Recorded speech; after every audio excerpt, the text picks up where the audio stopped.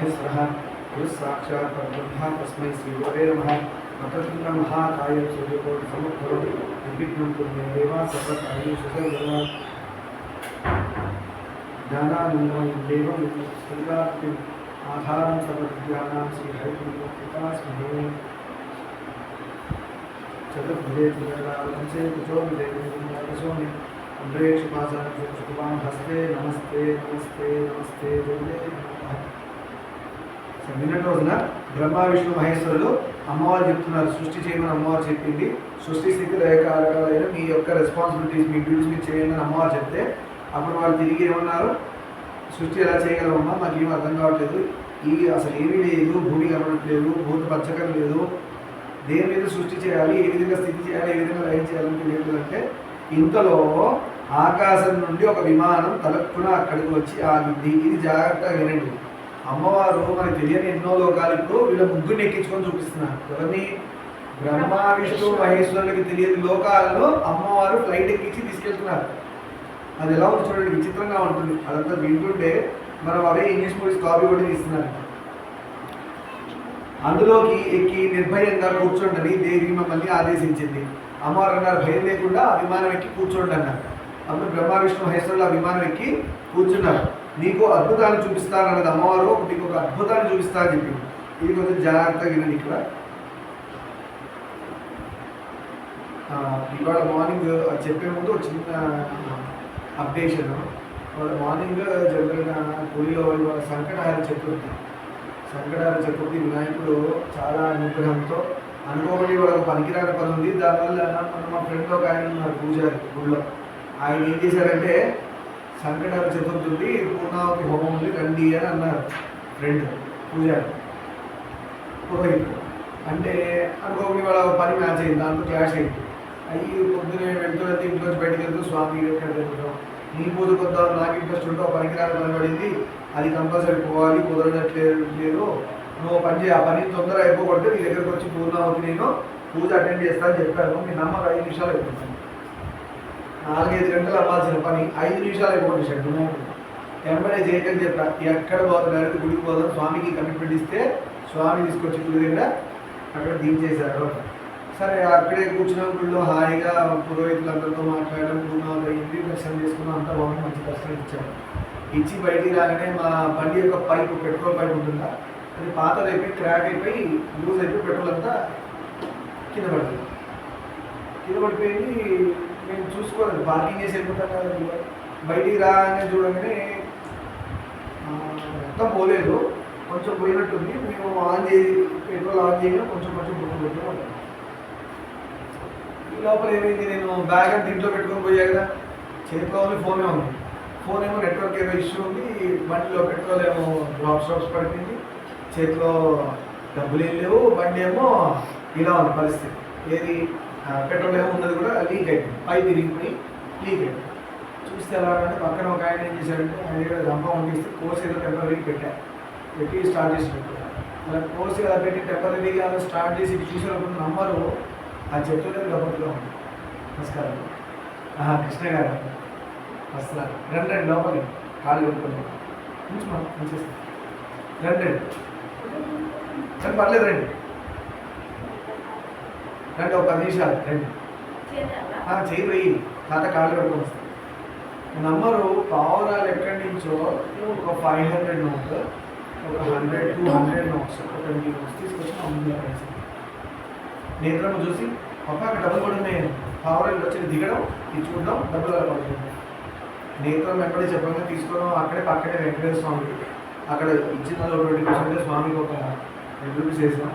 అదే డబ్బులు లేవనుకున్నారు కదా, ఆ డబ్బులతో పెట్రోల్ కొట్టించుకొని ఇంటికి వచ్చి లేదని తోసుకొని రావచ్చు. ఎక్కడ స్టే ఎక్కడ ఇంటికి రావడం ఎంత కష్టం కదా. అలా భగవంతుడు నమ్ముకుంటే మనకు ఆయన ఏ టైంలో ఏది అందియాలో సిన్సియర్గా నమ్మాలి. ఉన్న కష్టం ఉన్నట్టుగా చెప్పాలి, దాన్ని మాడిఫై చేయకూడదు. ఉన్న కష్టాన్ని మనం మార్చి చెప్పకూడదు. భగవంతుడి దగ్గర నిర్మోహమాటంగా, స్వామి నాకు ఈ కష్టం ఉంది, నా వల్ల ఈ తప్పు అయిపోయింది, నన్ను కాపాడండి అని చెప్పాలి. చెప్తే స్వామి ఏం చేస్తాడు, నీకు హెల్ప్ చేస్తాడు.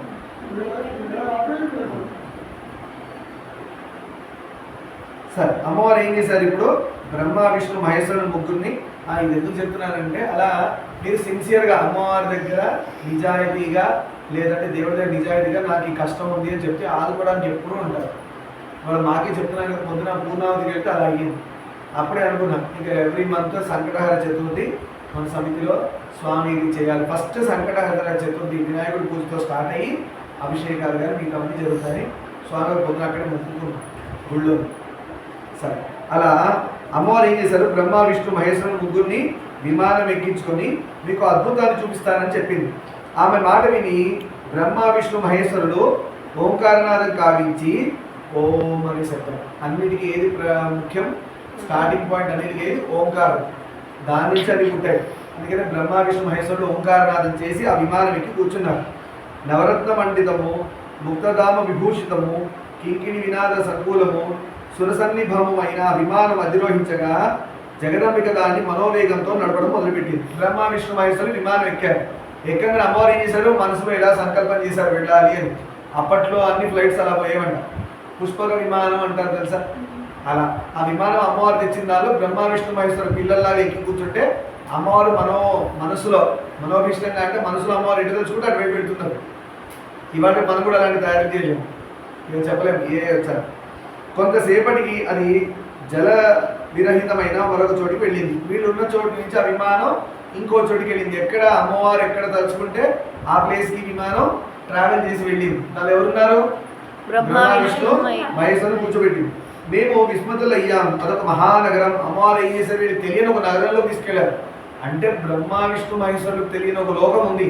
అది ఎవరి కంట్రోల్లో ఉంది? అమ్మవారి కంట్రోల్లో ఉంది. లలితమ్మవారు, దుర్గమ్మవారు అంటారు కదా, అమ్మవారి కంట్రోల్లో. అందులో కోకిలారముల మండితములై ఫలవృక్షాలు, పర్వతాలు, వనాలు, స్త్రీ పురుషులు, పశుపక్షాదులు, ఇలా సెలయేళ్ళు, దివ్య ప్రాకార శోభితాలైన మందిరాలు, యజ్ఞశాలలు ఎంతో మనోహరంగా ఉన్నాయి. బ్రహ్మ విష్ణు మహేశ్వరులకు తెలియని ఒక లోకం ఉంది. మనం ఏం అనుకుంటాం? బ్రహ్మ విష్ణు మహేశ్వరే సృష్టి అంటున్నాం కదా.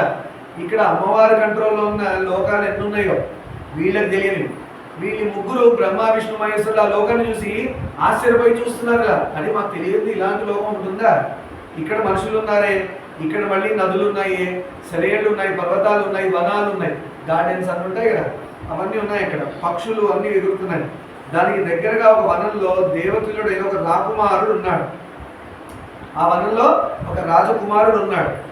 మృగయా వినోదం నిమగ్నుడై ఉన్నాడు. మృగాల్ని వేటాడడానికి రెడీగా ఉన్నాడు ఆ రాకుమారుడు.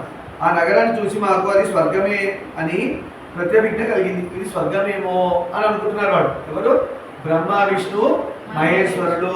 వాళ్ళకి తెలియని లోకానికి అమ్మవారు ఆ విమానం ఎక్కించి తీసుకెళ్ళారు. ఇది ఎవరు నిర్మించారా అని మేము ఆశ్చర్యచకితులమై చూస్తుండగా విమానం వాయువేగంతో కదిలిపోయి క్షణకాలంలో మనోహరమైన ప్రదేశానికి వెళ్ళింది. వీళ్ళు చూసి అమ్మవారిని అడిగే లోపల మళ్ళీ విమానం బయలుదేరి. ఇప్పుడు ఎక్కడ బయలుదేరి విమానం? అమ్మవారు తలుచుకుని ఇంకో లోకానికి. అమ్మవారు ఏం చేస్తున్నారు? బ్రహ్మ విష్ణు మహేశ్వరులకి తన అండర్లో ఉన్న, తన సృష్టిలో ఉన్న లోకాలన్నింటినీ చూపిస్తున్నారు. అరే మీరు కాదుగా సృష్టి చేసింది, మీకు మించి ఎన్నో సృష్టి నేను చేసున్నాను, అది మీకు చూపిస్తా అని. అంటే అర్థమేంటి? ఇక్కడ బ్రహ్మ విష్ణు మహేశ్వరులే అమ్మవారు సృష్టించారు. అంటే వీళ్ళకి తెలియని లోకాలను అమ్మవారు అందుకే చూపిస్తున్నారు. ఇంకో ప్రదేశానికి వెళ్ళి ఆగినట్ట విమానం. అక్కడ మాకు నందనవనం కనబడ్డది. ఆ వనంలో పారిజాత తరుఛాయలో కామధేను ఉంది. మరి ఏ కామధేను గురించి మాట్లాడాం? ఇంద్రుడి దగ్గర ఉంటుంది కదా కామధేను, కల్పవృక్షం. అలాంటి కామధేను కనబడ్డది వీళ్ళకి. దాని దగ్గర చతుర్దంతాలు గల ఐరావతం నిలబడ్డది. ఇంద్రుడి యొక్క ఐరావతం. దానికి వాహనం ఉంది కదా, ఇంద్రుడి వాహనం ఐరావతం, తెల్లని ఏనుగు. దానికి స్పెషాలిటీ ఏంటంటే 4 దంతాలు ఉంటాయి. అదే గుర్తు. అది కనబడ్డది అక్కడ. ఇదేంటి ఇంద్రలోకం ఒకటి ఉంది, మరి ఇదేంటి అని అనుకుంటున్నారు. బ్రహ్మ విష్ణు మహేశ్వరులు తెలిసిన ఇంద్రలోకం ఒకటి, కానీ ఇది ఇంకోటి ఉంది. ఇక్కడ చూస్తే మేనక అప్సరసలు ఆడుతూ పాడుతూ అక్కడ అప్సరసలు ఆడుతున్నారు ఆ ఇంద్రలోకంలో. యక్ష గంధర్వ విద్యాధరులెందరో మందారవాటిక మధ్యలో రమిస్తూ విహరిస్తున్నారు. ఇంతలో సచీ సహితుడైన దేవేంద్రుడు కనబడ్డాడు. ఇంద్రుడు కనబడ్డాడు వీళ్ళకి. ఎవరికి? బ్రహ్మ విష్ణు మహేశ్వరులకి ఇంద్రుడు కనబడ్డాడు. ఆ ఇంద్రలోకం చూసి మేము విస్మృతులు అయ్యాం. అంటే మళ్ళీ షాక్లో వెళ్ళిపోతున్నారు, ఆశ్చర్యపోతున్నారు. ఇదేంటి ఇంద్రలోకం అంటే మేము సృష్టి చేసింది కదా, మరి ఇంకోటి ఇదేంటిది అని అనుకుంటున్నారు. వరుణుడు, కుబేరుడు, యముడు, సూర్యుడు, అగ్ని, ఇంకా ఎందరో దేవతలు మాకు అక్కడే కనబడ్డారు. ఎవరికి? బ్రహ్మ విష్ణు మహేశ్వరుడికి అక్కడ కనబడ్డారు. మనం ఏమంటాం? అంత బ్రహ్మ సృష్టి, విష్ణువు శివుడు తెలిసింది అంటాం, కానీ వీళ్ళ ముగ్గురు తెలియని ఇన్నున్నాయి మరి ఇంకో లోకం. అప్పుడు సాలాంకృతమైన పురం నుండి వెలువడి దేవేంద్రుడు నరవాహ్యమైన శివికలో కనిపించాడు. మొత్తానికి దేవేంద్రుడు అక్కడ కనబడ్డాడు. ఎవరికి? బ్రహ్మ విష్ణు మహేశ్వరుడు. అక్కడి నుండి మళ్ళీ ఆ విమానం వేగంగా ఇంకో లోకానికి వెళ్ళింది. అది బ్రహ్మలోకం. బ్రహ్మ తీసుకెళ్లి విమానంలో చూపించి బ్రహ్మలోకాన్ని చూపిస్తుంది. అక్కడ ఉన్నారు, ఇంకో బ్రహ్మ ఉన్నాడు. ఇప్పుడు బ్రహ్మదేవుడు షాక్ అయ్యాడు. అదే నేనొక్కడే అంటే ఇలాంటి ఎన్ని లోకాలు ఉన్నాయి చూడండి. సృష్టి ఎలా ఉందంటే మీరు తెలుసుకోవాల్సింది మూడు లోకాలు అంటాడు. బ్రహ్మ విష్ణు మహేశ్వర లోకాలు ఉన్నాయి కదా, కైలాసం, వైకుంఠం, సత్యలోకం, బ్రహ్మలోకం. ఈ మూడు లోకాలు మనకు తెలుసు. ఇవి ఈ భూమికి సంబంధించి బ్రహ్మ విష్ణు మహేశ్వరుడు మూడు లోకాలు ఇక్కడ ఉన్నాయి. ఇలా భూమి ఇంకో చోటు ఉంది. అక్కడ బ్రహ్మ ఉన్నాడు, అక్కడ ఇంద్రుడు ఉన్నాడు, అక్కడ విష్ణువు ఉన్నాడు, అక్కడ శివుడు ఉన్నాడు. ఇలా ఎన్ని ఉన్నాయో అమ్మవారు వీళ్ళకి ఏం చెప్తుంటే నేను ఒక్కడే అని వీళ్ళు అనుకోకుండా వీళ్ళంటే చాలా మంది ఉన్నారు రా చూపిస్తున్నారు. ఎవరికి? బ్రహ్మ విష్ణు మహేశ్వరులకు తీసుకెళ్ళి చూపిస్తున్నారు. మరో బ్రహ్మను చూచి హరికేశ్వరుడు దిగ్బాల్, అదేంటి మా పక్కన ఉన్న బ్రహ్మ మరి ఇంకో బ్రహ్మ ఎక్కడి నుంచి వచ్చాడని విష్ణువు శివుడు ఆశ్చర్యపోయి చూస్తున్నారు. ఆ సభలో వేదాంగాలు, సాగరాలు, సరిత్తులు, పర్వతాలు, పన్నగాలు కంటికి గోచరించాయి. అప్పుడు నారద నా మతిపోయింది అని విష్ణువు బ్రహ్మదేవుడు అంటున్నాడు నారదుడితో. నారద, నాలాంటి బ్రహ్మను ఇంకో బ్రహ్మను చూశాను ఇంకో బ్రహ్మలోకంలో. షాక్ అయిపోతున్నాడు, నాలాంటి ఇంకోటి ఉన్నాడే అని. సనాతుడైన ఈ బ్రహ్మ ఎవరు? మరి ఇక్కడ బ్రహ్మ ఉన్నాడు, మరి ఆ బ్రహ్మ ఎవరు అంటే ఇలాంటి బ్రహ్మలు ఎంతమంది ఉన్నారు అమ్మవారు సృష్టి చేసి? ఎవరు? నేనెవరిని? మరి ఇప్పుడు నేనెవరు? ఆ బ్రహ్మ ఎవరు అని ఈయనకు డౌట్ వచ్చింది.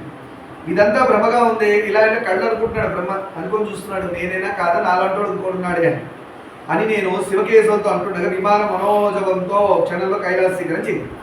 ఇలా అనుకుంటున్న లోపల కైలాసాన్ని తీసుకెళ్ళి ఇప్పుడు ఆల్రెడీ శివుడు ఇక్కడ ఉన్నాడు, ఇంకో కైలాసంలో ఇంకో శివుడు ఉన్నాడు.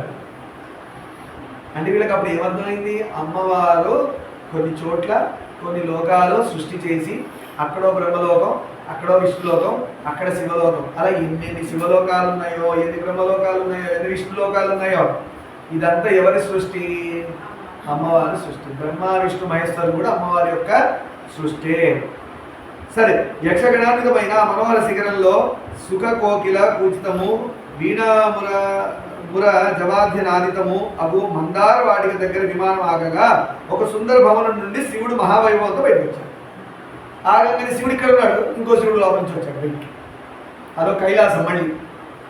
సరే, ఆయన వెంట గజాననుడు వచ్చాడు, వినాయకుడు యొక్క అన్నయ్య తమ్ముడు సుబ్రహ్మణ్యుడు వచ్చాడు, నంది వచ్చాడు, ప్రముఖులైన ప్రమదాధిపతులు ఉన్నారు, గణాలు కూడా వచ్చినాయి బయటికి. అంటే ఎలాగైతే ఈ శివుడి కైలాసం ఉందో అలాంటి శివుడి కైలాసం ఇంకోటి ఉంది. ఇప్పుడు మనం అంటుంటాం విష్ణులోకం పోవాలి, ఏ విష్ణులోకానికి పోవాలా?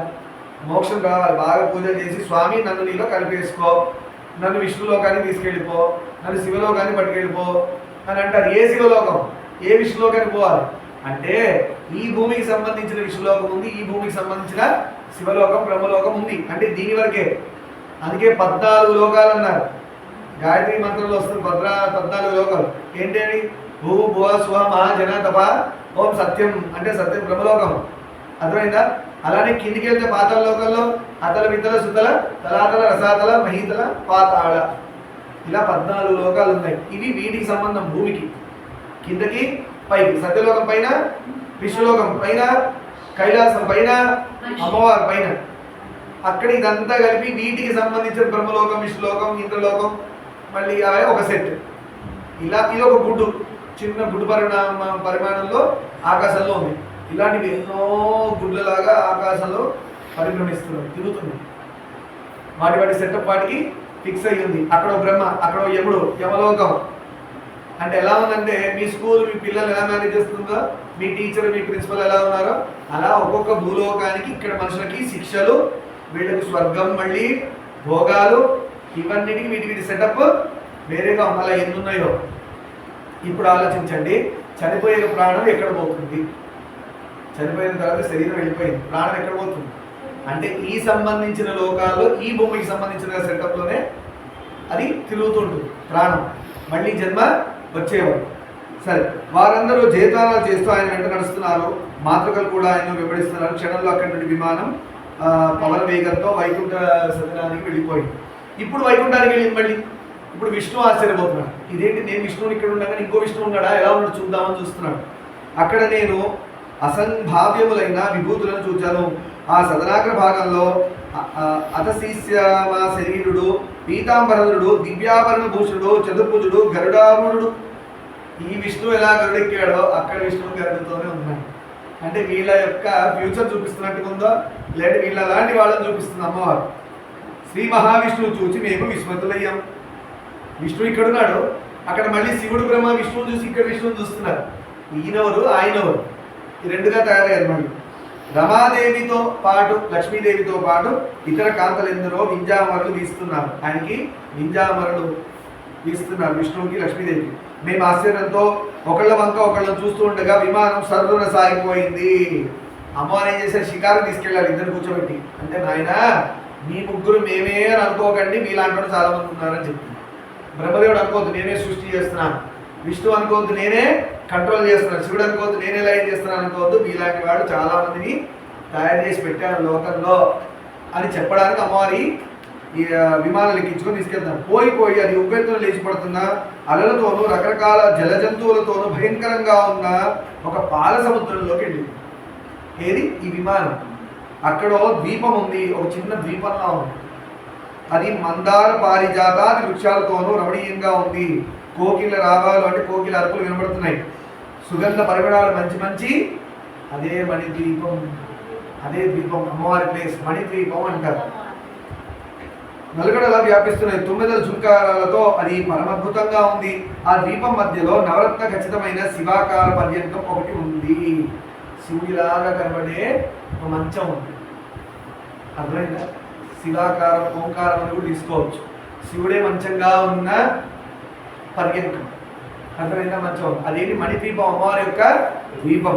ఆ పర్యంతం మీద రక్తమాల్యాంబరదరియు, రక్తగంధానులేపనయు, రక్త నయన, రక్త దంతఛద విరాజితము, భానుబింబము సమాన తేజోరాశియు, వరపాశాంకుశ అభీష్ట ధరయులకు శ్రీ భువనేశ్వరి దేవి కొలువు తీర్చుండగా చూసి మేము ఏ అమ్మవారైతే వీళ్ళని ఎక్కించుకొని తీసుకెళ్ళి ఆ అమ్మవారు అక్కడ ఉన్నారు.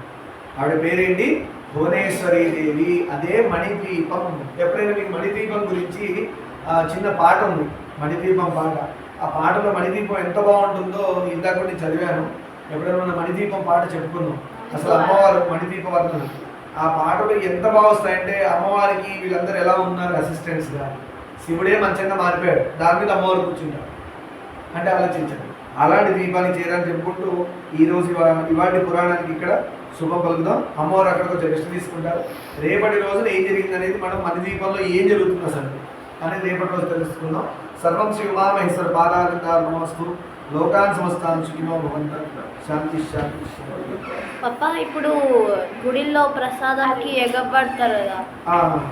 సరే, చిన్న ధర్మ సందేహం, చిన్న డౌట్ ఉంది, ఒకసారి చెప్పుకున్నాము. సరే, ఇవాళ మార్నింగ్ గుడికి వెళ్ళినప్పుడు చిన్న అప్డేషన్ నాకు అనిపించింది. గుడిలోకి వెళ్ళినప్పుడు ఎప్పుడైనా ప్రసాదాలు ఇస్తే గుర్తుపెట్టుకోండి, గుడికి వెళ్ళినప్పుడు ప్రసాదాలు ఇస్తే మనం తీసుకోవడం ఎంత ఇంపార్టెంటో ఇంకో వాళ్ళకి అందిందా లేదా అని చూడడం కూడా చాలా ఇంపార్టెంట్. ఇది మళ్ళీ గుర్తుపెట్టుకోండి. మనం తీసుకొని మనతో పాటు 50 మంది ఉంటారు గుడిలో. ఇవాళ హోమం జరిగింది, మేము ప్రసాదం తీసుకున్నాం, పక్కన జరిగిపోయారు, నెక్స్ట్ వాళ్ళకి అందాలని. అలా 50 మంది ఉంటారు. 50 మంది ప్రసాదం తీసుకున్నారు లేదా తీసుకున్నాక అప్పుడు ఇంట్లో వాళ్ళ గురించి ఆలోచించండి. మనం ఒక మిస్టేక్ తెలియకుండా ఏం చేస్తున్నామంటే, నేను తీసుకొని ఇంట్లో వాళ్ళు 10 మంది ఉంటారు, వాళ్ళ కోసం ప్రసాదం తీసేసుకుంటాం. వచ్చిన 50 మందిలో 10 మంది ప్రసాదం మన అన్యాయంగా ఇంటికి పట్టుకుంటాం. అర్థమైందా? అన్యాయం, తీసుకోకూడదు. వచ్చిన వాళ్ళు అందరూ అయ్యాక వాళ్ళు చెప్తారు, నాయన ఇంటికి పట్టుకెళ్ళండి ప్రసాదం అన్నప్పుడు మనం వెళ్ళి పట్టాలి. ఇది ఎంత సెల్ఫిష్గా, స్వార్థం ఎంత ఎక్కువైపోయిందంటే, నేను నా ఇంట్లో వాళ్ళు, నేను తింటే చాలు, నా ఇంట్లో వాళ్ళు ప్రసాదం తింటే చాలు. మనలాంటి వాళ్ళు పూజకు వచ్చి కూర్చున్నారే అంతమంది కూడా ప్రసాదం తీసుకోవాలి పాపం. వాళ్ళ పూజారులు, పురోహితులు ఎన్నిసార్లు అనౌన్స్ చేశారు, అమ్మా ఇంటికి పట్టుకెళ్ళకండి, ఫస్ట్ వచ్చిన వాళ్ళని తీసుకొని ఇంటి అందరూ తీసుకున్నాక ఇంటికి తీసుకెళ్ళండి అని చెప్పాల్సి వచ్చింది. ఇప్పుడు ఒక బలవంతుడు ఉన్నాడు, శారీరకంగా లేదంటే డబ్బు విషయంలో బలవంతుడు ఉన్నాడు, ఓకేనా? వాడు బలంతో ముందుకెళ్ళి ప్రసాదం ఇంట్లో వాళ్ళకు 30 మంది ఉన్నారు అనుకోండి, 30 మంది తీసుకుని మిగతా వాళ్ళ పరిస్థితి కాదు.